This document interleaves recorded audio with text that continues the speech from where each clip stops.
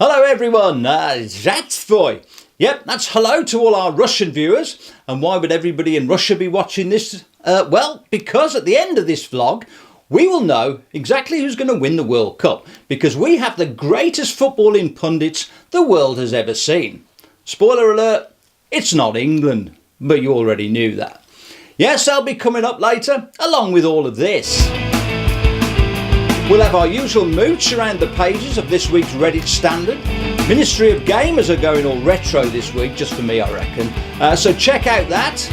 Is there enough police on the streets of Redditch? We find out what you think. If you're looking for somewhere to go and have fun, we'll try and point you in the right direction. And if you're good enough to play on the same bill as Ed Sheeran, then you're good enough to be on here. Yes, Stuart Wolfenden's latest single, Waste Your Time, is coming up.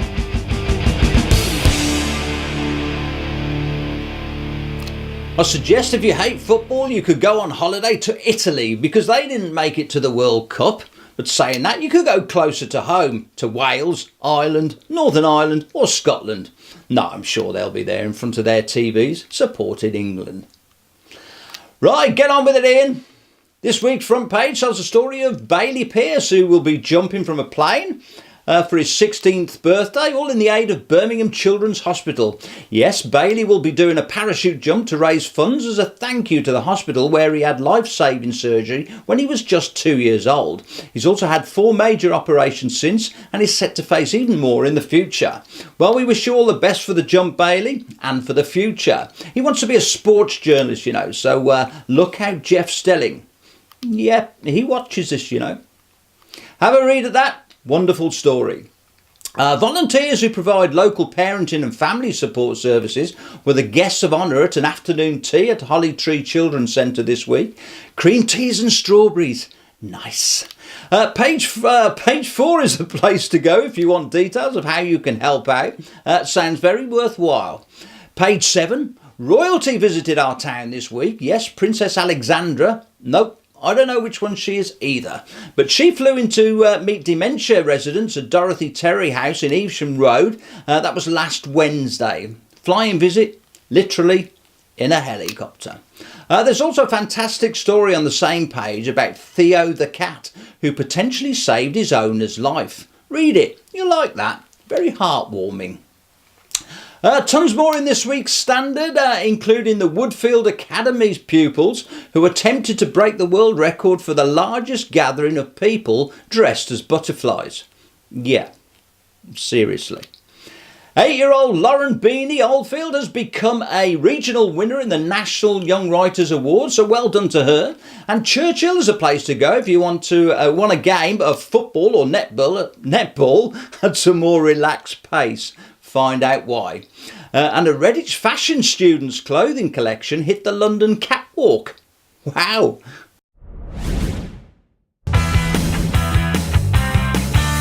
Can't get finance? Whatever your circumstances, talk to us. I'm sure we can help. Lakeside Car Sales. You'll find us at the Lakeside Trading Centre in Redditch. Or why not visit our website, www.lakesidecarsales.co.uk. Come and see why more and more people are buying quality used cars from Lakeside Car Sales. Now, on the back of last week's front page story where there was a delay in responding to a robbery at Hogan Brothers, and this week's story about the recent vandalism in the town centre, we thought we'd hit the streets to see if you believe there are enough police on the streets of Redditch.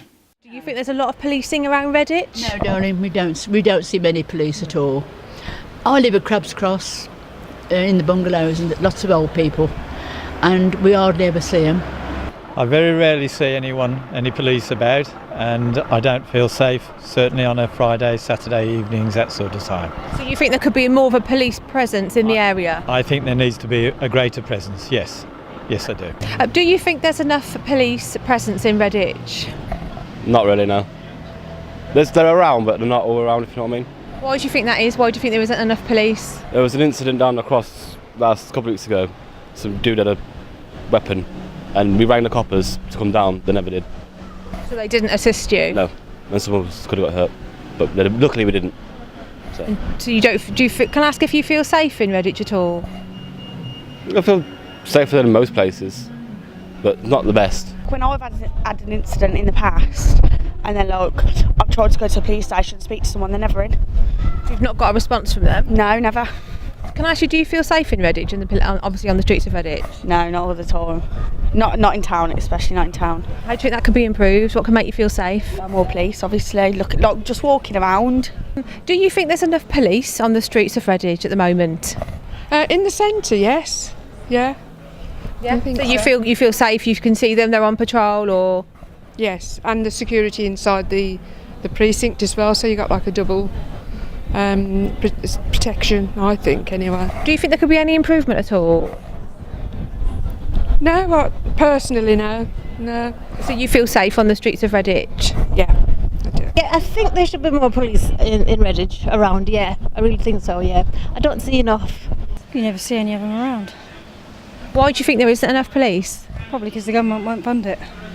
So it's all to do with funding? Yeah, definitely. Can I ask, if you obviously could make changes, what would they be regarding the police? We'll definitely have more and definitely see more around. And they're always clamping down on traffic. It's always the traffic. That's where they get all the funding from, that's my opinion. So you think they spend too much time on, obviously... Trying to get to the motorists, when there's all the other local crime they should be dealing with. And can I ask, do you feel safe in Redditch when you're walking about your daily day? Night, not at night. Don't come here at night. And when we've had some people come over from the States, they don't like it either. Now, if you're really, really old, you won't know what a video game is, nor probably care. But if you're just very old, like me, then you'll remember them with each pixel being the size of a stamp. What am I saying? You probably don't even know what a stamp is. Suffice to say, the graphics were awful. So why then, given the lifelike realism of today's games, would manufacturers want to go back in time? Well, I haven't got a clue, but these chaps do. Hello, welcome to the Ministry. I'm Brent, this is Jay. What are we playing today, Jay? Organ Trail. It's an organ. The computer has arrived. Under a government scheme, schools all over Britain are introducing microcomputers.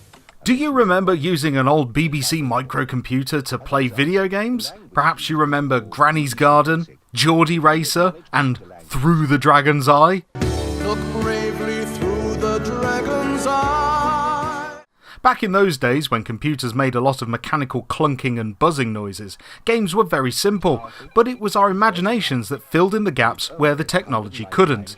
Nowadays, the graphics are so good that imagination is not really required, but simple games and old graphics can still be as popular today as they were back then. Let me introduce you to the Oregon Trail. This game was originally released in 1971 as an educational tool for school kids. Flash forward to 2010 and a small team of coders decided to make a parody of this educational title called The Organ Trail, transforming the original into a zombie survival game. Just look at this! It's simplistic, colourful and beautiful. The main objective is to get from one side of America to the other, and along the way you and 4 friends will face the insurmountable odds stacked against you. It's a game about dealing with situations as they arise through random events, trying to get to the next town to restock your dwindling supplies, and doing your best to stay alive and keep your car on the road. The way you do this is by playing mini-games to find supplies, complete jobs for people in towns to earn money to buy, trade, sell and keep your car and your team healthy. It's a simple concept, but there's so much charm and nostalgia here that this game stands up on its own and really becomes much more than the source material it was originally parodying. It's a great way to interact with friends and family whilst playing. Discussions about whether or not we should get more food or spend our last dollar on some fuel are commonplace whilst playing. The sounds focus on nostalgic chunky button presses, with a musical score serving to bring a tense atmosphere whilst you're playing late into the night. I can almost smell the scent of a hot CRT monitor whilst playing, it's that nostalgic. Hearing those strangely familiar clunky keyboard sounds and the beeps of the BBC Micro just pulls you back in time, and it's glorious.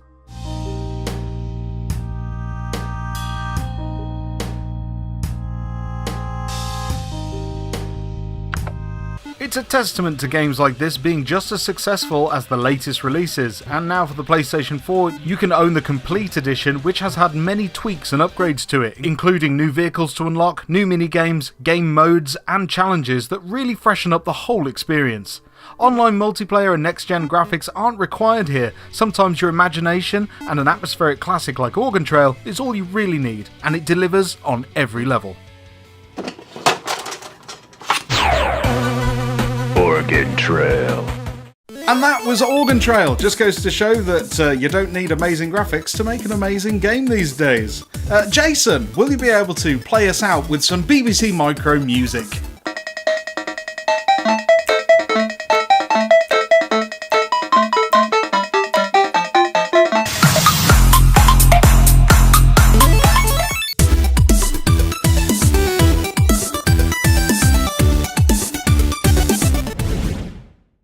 Brilliant yet again, lads, and I know time was against you this week, so many thanks for yet another great review, and I reckon you did that one just for me. Something that I could associate with. Talking retro, bring back Mr. Do, is what I say. Bren, get a campaign on your fantastic YouTube channel. The nation wants it brought back. Well, I do. Right, quick look at what's on in and around Redditch next week. If it's classic covers and party tunes that gets you bopping, then head on down to the Oast House next Saturday, the 23rd, where the Score Band will be playing. Just £3 to see them, and usual start of 9:15, I think. Here's one for you, all you snooker fans. The Palace Theatre will be having an evening with snooker legends Dennis Taylor and John Virgo. Plenty of funny stories about their wonderful careers, and of course you'll have John doing his impressions of all the snooker players. That's on Friday the 22nd of June, this Friday, 7:30pm start. £26 to get in, suitable for everyone. There's also a meet and greet ticket option, but check out the Palace Theatre's website for more details. That sounds brilliant. Usual quiz nights at the Bell Inn, smartphone speed quiz on Tuesday nights, and Alan's charity quiz. That's on Sundays, both kicking off around about 9 o'clock. And for all the insomniacs, there's the Studley car boot sale every Sunday at 6 a.m. Yes, 6 a.m. That's down at the Slough. You can probably go later, of course. Move over Glastonbury and make way for Almfest next Saturday, June the 23rd, between 4 p.m. and 7 p.m. That's at Great Aln Memorial Hall. Where else? It's a Friends of Great Aln School PTA fundraiser. I'm going to include live music, barbecue, bar, bouncy castle, stalls, loads of fun and games, and flower garlands and face painting. Tickets are £8 if you're an adult, £4 if you're between 5 and 16, and fours and unders go free. Sounds a lot of fun. You can always find out more things to do and places to go on the Reddit Standard website, Facebook page, and the paper, of course. It's not easy losing someone you love. But at Thomas Brothers, we will help and advise you in every way we can.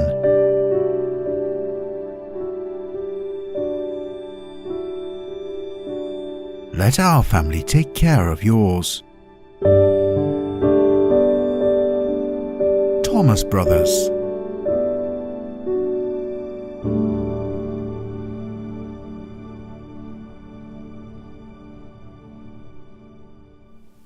Right, this week's music comes from a solo artist from Redditch who was featured on BBC Radio, has performed ahead of Ed Sheeran's sold-out concert at the Barclaycard Arena last year, has performed many festivals such as Godiva Festival, Lake Fest and the Sunshine Festival, topped the Strummerville download chart at the age of 14 and supported Ray Quinn at the Kingfisher Centre.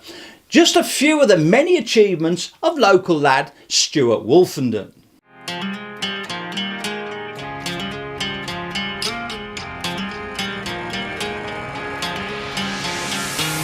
I don't need anybody telling me I got this wrong. I got this wrong. I blame it on the conversation.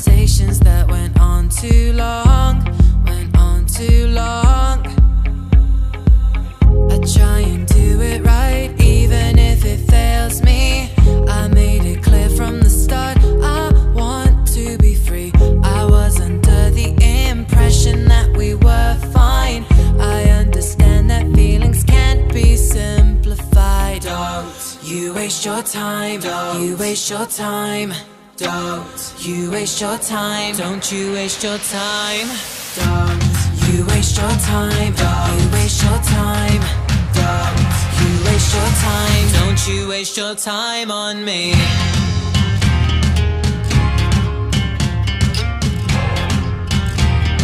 Don't you waste your time on me.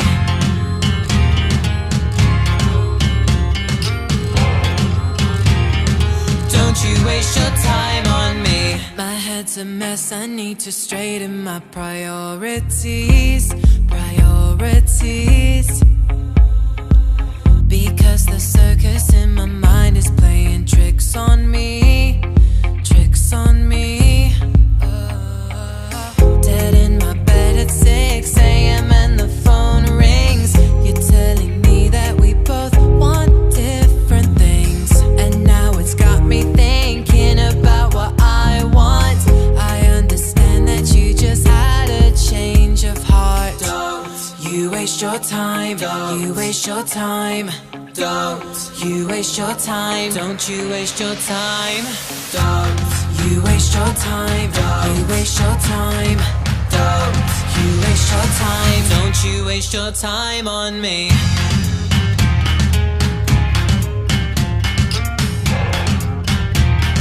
Don't you waste your time on me.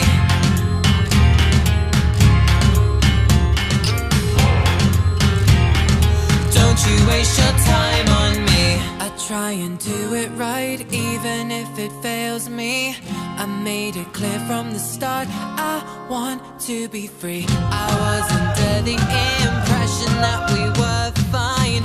I understand that feelings can't be simplified. Can't be simplified. Don't you waste your time. Don't you waste your time. Don't you waste your time. Don't you waste your time.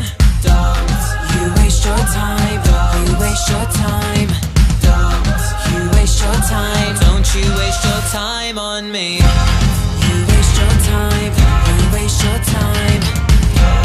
You waste your time. Don't you waste your time. You waste your time. You waste your time. You waste your time. Don't you waste your time on me.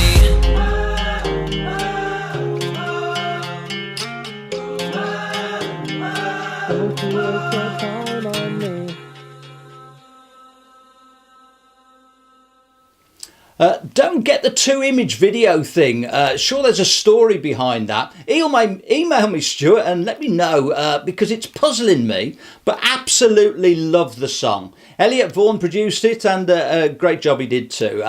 If you liked it, you can see him live as he's just announced a bunch of new gigs in the Cotswolds, Wolverhampton, Salwarp, Netherton, Ombersley, etc., etc. All over the place. Check out his Facebook page. There you can find out the dates and loads more info. So thanks for that, Stuart. That was great. But still email me about the story behind the video. I'm kind of intrigued. Don't quite get that. Right, it's that time.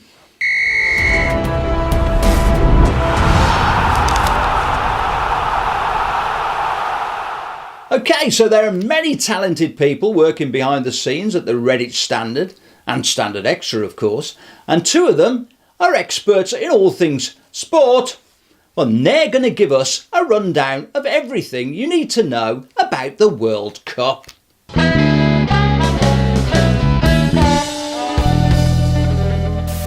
Japan? Yeah, South Korea. Saudi Arabia? Panama, surely. Definitely. Nigeria? Yeah, I'd rule them out. I think Group A is the weakest group, where they've put Russia in automatically, and I think there's 3 in there with Russia, Saudi Arabia and Egypt, so that's a good group for Uruguay. So I think Group A is a real no-hopers group overall, apart from Uruguay. I agree with that. Yeah. Not one for the sweepstakes. No, avoid Group A at all costs.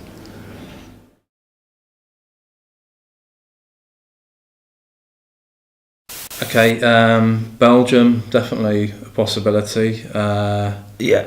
De Bruyne, Lukaku, Hazard, Dembele. They've got some top players there, and if they click, which is the big if with Belgium, but if they click, we feel that they will.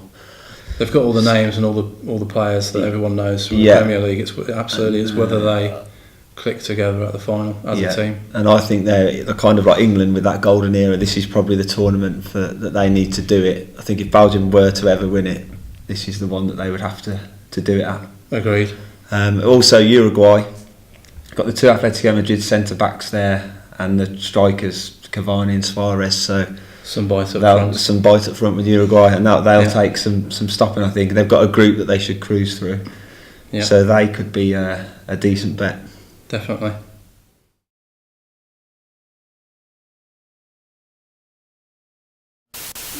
Germany have always got a good chance. You can never rule them out. France as well, great team, great players.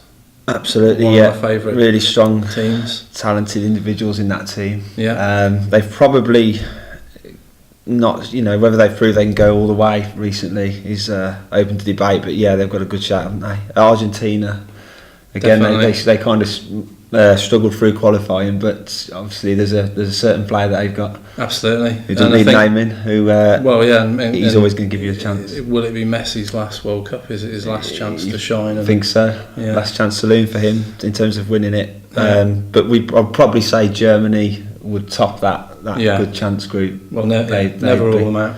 They'd be more, especially with it being in Europe. Yeah.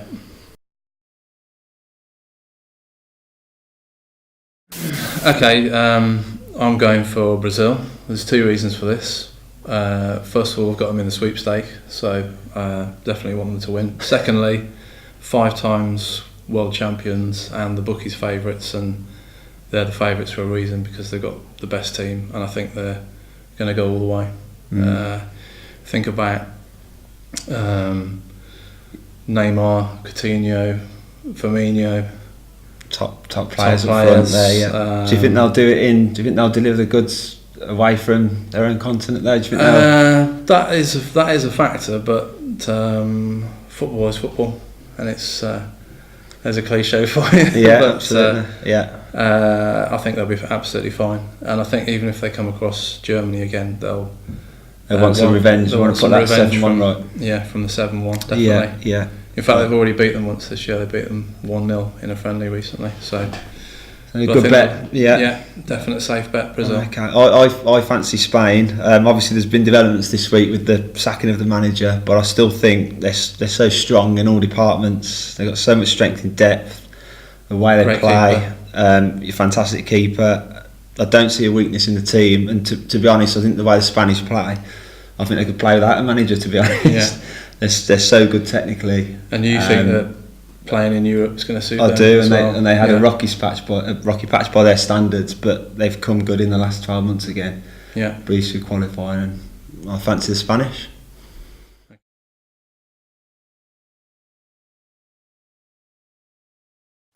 I fancy England to get the job done against Tunisia. 1-0, 0-0 at half time, a bit of a nervy one, dominant but without the goals, but goal on the hour mark, and I think they'll get off to a winning start. 1-0. I'm going for 3-1 to England. I think that we'll score first, maybe even 2-0 up at half time, and then Tunisia will get one back, and it'll be a bit nervous and a bit shaky. And I reckon that goal will be some kind of howler as well. Every chance, yeah. Yeah, and maybe Phil Jones getting done by someone. And then we'll score a third goal, maybe Jamie Vardy off the bench.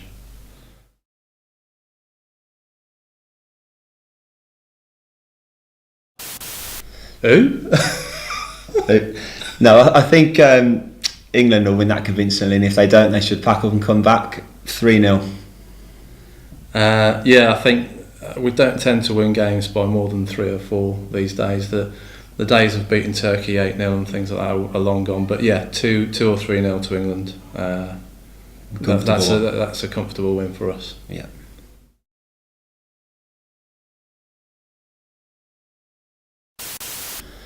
Who? Belgium, the hardest game in the group last. I think England will benefit from playing Belgium actually, as opposed to other teams would find it harder, because we do know their players, so many of them in the Premier League, and I think England will play the right way against them, make it difficult, and we're good for at least a draw there. Hopefully a win, but I'll say 1-1. I don't want to be boring, but I completely agree with that. I think that we'll probably match them on the pitch, and agree it's good to play them last. Hopefully because qualified. And it'll be that will probably be the game that decides who goes through as first place and second place. Yeah, the positive result. Yeah, definitely. Yeah. Otherwise, it'd be goal difference, we think. Yeah, if that game was a draw. Yeah, so I'm going to go 1-1 as well. Yeah.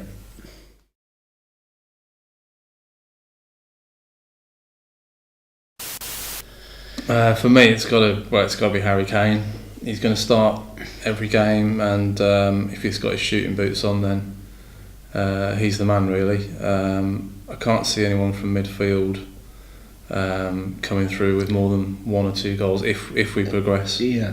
And yeah, he's going to start every game, so I fancy Harry Kane to be our top scorer. Yeah, totally agree with that. I mean, Dele Alli could chip in with 1 or 2 from midfield, but he's the only one that I would really see doing that. I don't think Sterling has his shooting boots on often enough, and the other strikers will probably play off the bench. So you've got to say smart money's on Kane to be England's top scorer. Agreed. Dele Alli, of course, he's the one that we spoke about, and I think that he's going to be the player who might become our villain, and he might end up getting sent off for a dive as a second yellow, or some petulant Wayne Rooney Mark II. Yeah, or David Beckham. Or David Beckham. Yeah. So no, but Harry Kane, top scorer, definitely. Yeah.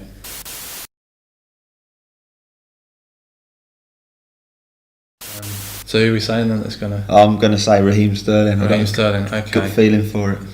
I'm going to go with... and again, it's nothing personal against him because he is a great footballer, but I think Dele Alli is going to say that. Miss one.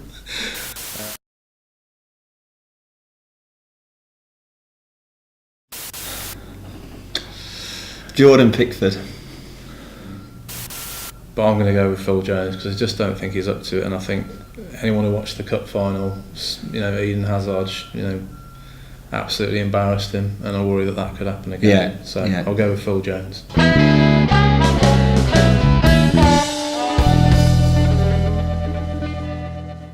Thank you, James. Thank you, Liam. But I disagree with you both. I think England are going to win. Yep, he might be devoid of any sort of personality, but I think for whatever reason, the players listen to Gareth Southgate. England to win. Right, loads of local sport in the Standard this week, including all the comings and goings at Redditch United as they get ready for their pre-season programme. There's athletics, bowls, boxing, rugby union, martial arts, angling and cricket. Right, what's this in aid of?